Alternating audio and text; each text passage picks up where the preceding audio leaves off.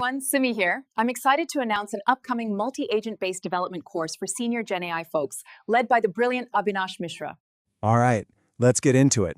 Every single time you tap your card, Venmo a friend, or get that paycheck notification, there's this invisible promise working in the background. A kind of secret handshake that makes sure your digital money is actually real, and more importantly, safe. Today, we're going to pull back that curtain and look at the secret sauce, the transaction. So just imagine this for a second. You go to send your friend $50. You hit send, and in that exact moment, the app freezes. It crashes. What just happened to your money? Is it gone from your account? Did your friend get it? Or is it just floating around somewhere in the digital void? It's a pretty scary thought, right? And it's a huge problem that the entire digital economy had to solve. And here's a super simple look at exactly where it can all go wrong. A transfer really has two main parts, taking the money out of your account and putting it into your friend's. But what happens if the system fails right in the middle, after it's taken the money from you, but before it gives it to your friend? Well, you're out $50 and your friend has nothing. The books don't balance. That's a complete disaster for data integrity. To stop that chaos from ever happening, developers use this incredibly powerful concept called a transaction. You can think of a transaction as an unbreakable promise. It wraps all those little steps, the debit, the credit, into one single all-or-nothing package. Either every single step works perfectly, or the whole thing is rolled back, totally erased, like you never even hit the send button in the first place. So, how can a system make a promise that strong? Well, it's not magic. It's actually a really strict set of rules. 4 of them, to be exact. And these 4 rules are the foundation of trust for pretty much every database you can think of. And these rules have a name you've probably heard before, the ACID properties. It's an acronym that stands for atomicity, consistency, isolation, and durability. And this isn't just some tech jargon. It's like the code of conduct for data. It's the set of non-negotiable guarantees that make our systems reliable. First up is the A, atomicity. This is the all-for-one, one-for-all rule. It basically means the whole group of operations is treated as one indivisible unit, like an atom. For our money transfer, the debit and the credit are fused together. If any part of that unit fails, the entire event just vanishes without a trace. Your account goes right back to how it was. Next is consistency, which is kind of like the system's guardrails. It makes sure that no transaction can ever break the fundamental rules of the database. Like the basic laws of math. Money can't just be created out of thin air, and it can't just disappear. The books have to balance before transaction starts, and they absolutely have to balance after it finishes. Then we've got isolation. Okay, imagine 1,000 people all trying to book the very last seat on an airplane at the exact same time. Isolation is what makes sure that your attempt to book that seat doesn't get tangled up with someone else's half-finished attempt. It's like each transaction gets its own private, soundproof room to do its work in without any interruptions. And finally, we have durability. This is the ultimate pinky promise. Once a transaction is committed, meaning it succeeded, it is written in permanent ink. A sudden power outage, a server completely crashing, it doesn't matter. That record is safe and it will survive. Your money has officially and permanently arrived. Now, what's really fascinating is how developers actually put these ACID rules into practice. Because the goal is always the same, total reliability. But the tools and the philosophies behind them can be pretty different. So let's take a quick look at 2 of the biggest players out there, Java and Python. In the Java world, especially with a framework like Spring, it's often like using a magic word. A developer just adds this little annotation, @transactional, above their code, and that one word tells the framework, hey, you handle the ACID safety net for this whole block of code for me. It's very declarative. Meanwhile, the Python approach, say with FastAPI and SQAlchemy, is more like using a shopping cart. A developer starts a session and they put all the changes they want to make into the cart. But nothing is final, nothing is permanent until they explicitly go to the checkout and commit the whole session. It really values that idea that explicit is better than implicit. Okay, that's enough theory. Let's see how all this stuff comes together in a practical, real-world project you could even build yourself, a personal finance tracker. The goal here is pretty simple. We're going to take a list of income and expenses, process them all, and then generate a perfectly accurate financial report. And the key word there is accurate. Every single penny has to be accounted for, and that's where our transactional approach is absolutely essential. So we start with our raw data. This is just a simple list of what happened. Salary came in, we spend some money on groceries, a little on transport. It's basically our financial life, just laid out in a simple table. And here is the end result. Because we processed all those individual events inside one big, reliable transaction, the system can spit out a final, perfectly balanced report. It correctly adds up all the spending for each category, and it gives us a really clear picture of our finances. No weird glitches, no missing pennies. It just works. So, let's wrap this all up. We've gone from the panic of a crashing app to the 4 rules of trust, and we've even seen how they work in a real project. And here's the main takeaway. Transactions are absolutely everywhere. They are the silent, invisible guardians of our digital lives. They're what makes sure your bank balance is correct, that your online order actually goes through, and that even the simplest little budget app on your phone is something you can actually trust. It is the fundamental safety net for our most important data. So now that you know the secret, you're going to start seeing it everywhere. From booking a flight to updating your social media profile, this exact same code of trust is working behind the scenes. So I'll leave you with this question. What's another digital interaction you use every day that would be totally impossible without it? Folks, I hope you are liking our content and it is adding up nicely in your skill set database. If so, hit the like and subscribe button. All right, welcome to The Explainer. Today we're diving into a technique that's at the heart of pretty much every fast, responsive app you love to use. You know, it's the secret sauce that makes the difference between a happy user and one who's already forced quitting your app. Let's get into it. So let's just start with a really fundamental question that every single developer should be asking themselves. When a user taps a button in your app, why do they have to wait? What are they actually waiting for? Let's break this down with a classic example. First up, let's look at the way things are, well, often done by default, the synchronous way. I like to call this the waiting game. Imagine your users in their banking app. They hit send. And here's what happens behind the scenes in a typical synchronous setup. Okay, first the app processes the transfer. That's obviously essential. But then it forces the user to wait while it sends an email. And then it makes them wait again while it sends out an SMS alert. It's only after every single one of those steps is totally finished that the user finally gets to see that success screen. That whole chain reaction takes 8 seconds. To the user, that's just 8 seconds of staring at a loading spinner, probably wondering if the app crashed. And let me tell you, in the world of user experience, 8 seconds is an absolute eternity. We have to do better than that. And thankfully, there is a much, much smarter way. And it all comes down to a really simple shift in how we think about our tasks, moving towards an event-driven approach. So the solution is a pattern called event-driven architecture. Now that might sound complicated, but the core idea is incredibly simple. Separate the stuff that has to happen right now from the stuff that can totally wait a few seconds and happen in the background. An initial action, like our money transfer, becomes an event that can trigger all these other tasks to run on their own time. You know, a really great way to think about this is like a busy restaurant kitchen. Your application is the waiter. It takes the user's request, their order, and immediately hands it off to the kitchen, which is our background processor. Now, the waiter doesn't just stand there watching the chef cook, right? No way. They're already on their way to the next table. And that's exactly how you keep the whole system feeling quick and responsive. So how do we actually build this restaurant kitchen in our code? Well, you're going to be happy to hear that it's actually incredibly straightforward in most modern frameworks.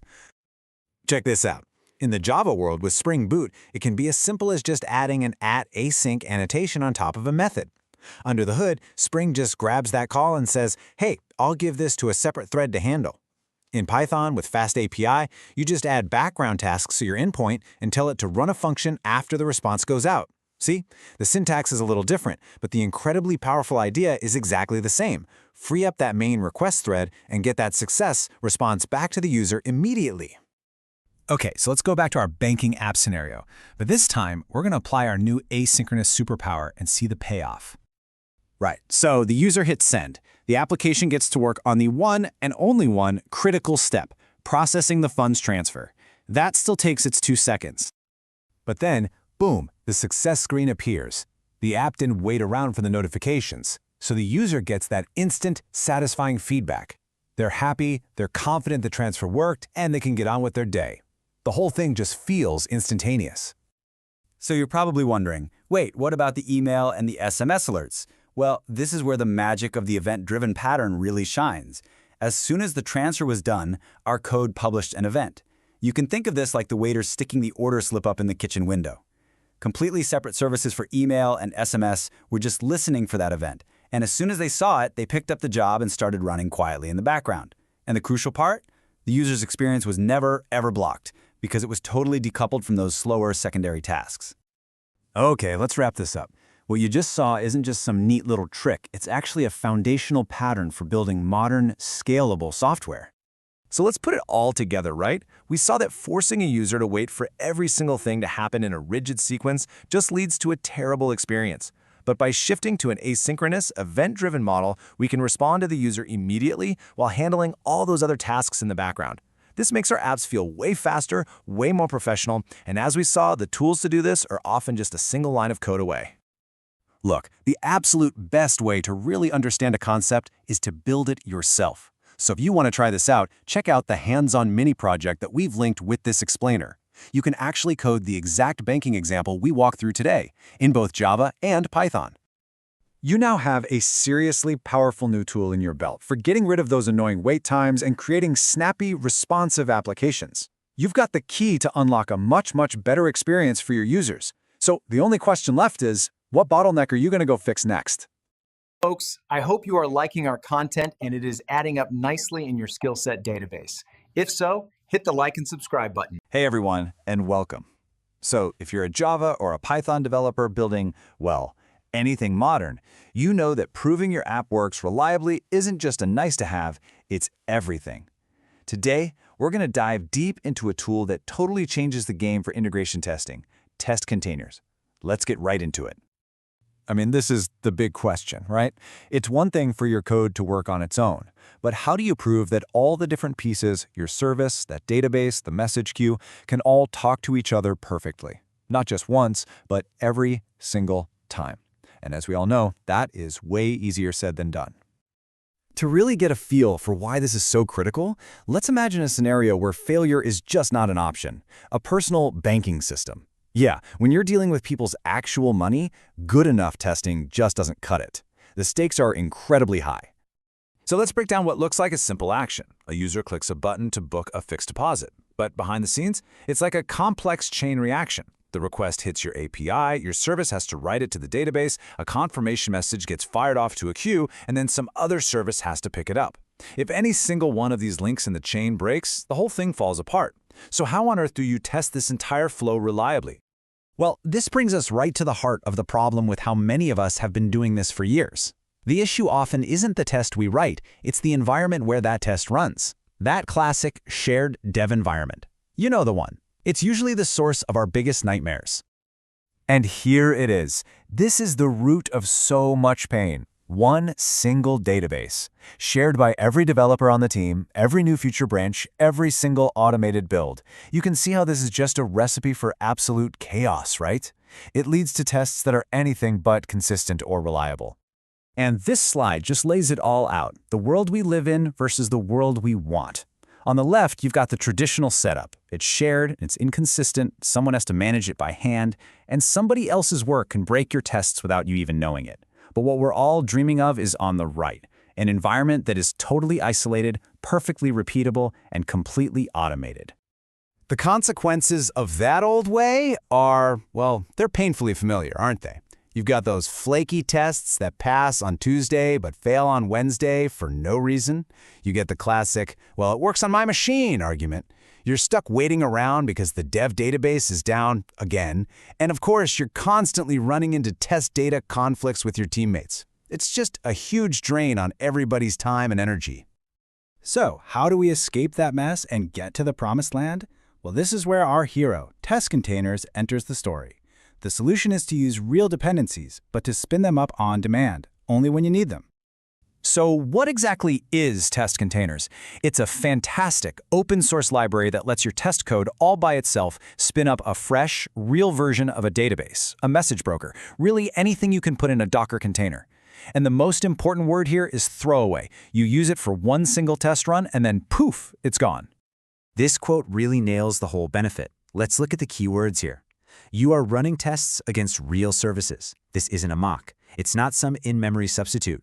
You are testing against a real Postgres database or a real RabbitMQ queue, but, and this is the magic, it's in a perfectly clean, totally isolated environment that belongs only to your test and no one else. And the whole process is just beautifully simple. Your test kicks off, It makes a quick call to the test containers library. On the fly, it spins up the exact Docker container you asked for. Your test code connects to this brand new instance and does its thing, and then, as soon as the test is done, whether it passed or failed, that container is automatically destroyed. No mess, no manual cleanup. It's fantastic. Okay, that's enough theory. Let's see what this actually looks like in practice. We're going to use a little project from the source material, a fast-track savings goal system, to make this whole concept way more concrete. So the mission is simple. We're going to test a feature that creates a new savings goal for a user. And the test has to prove that this action correctly writes the data to a real database. No shortcuts, no mocks. We're testing the actual integration. And just look at how clean the code is. For all you Java folks using JUnit, you just slap on a couple of annotations, @test containers and @container, and the framework just handles everything else. And for Python developers using PyTest, it's just as slick. You use a simple with statement, and it manages the whole lifecycle for you. In both languages, it's simple, it's declarative, and it's super easy to read. Now, you're probably thinking, wait, how does my app know the address of this temporary database? And that right there is the secret sauce, dynamic properties. Test containers figures out the random port and address of the new container and just feeds it to your application at runtime. That means zero hard-coded connection strings in your test files. It just works. All right, let's start to wrap this up. Let's go over the key takeaways and really hammer home why this approach is so powerful for building software you can actually trust. So, what do we actually gain from all this? First, we get true test isolation. No more conflicts, no more who broke the dev database. Second, we get high-fidelity testing. We're using the real deal, not some flimsy imitation. That, in turn, leads to a huge boost in developer productivity, because we're spending less time fighting with broken environments. And the ultimate payoff? Perfect repeatability. If a test works on your machine, it's going to work on the build server. It's going to work everywhere, every time.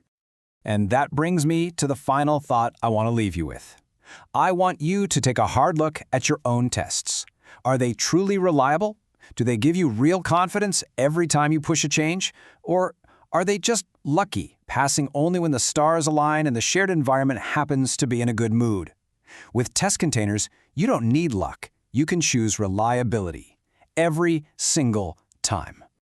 Folks, I hope you are liking our content and it is adding up nicely in your skill set database. If so, hit the like and subscribe button.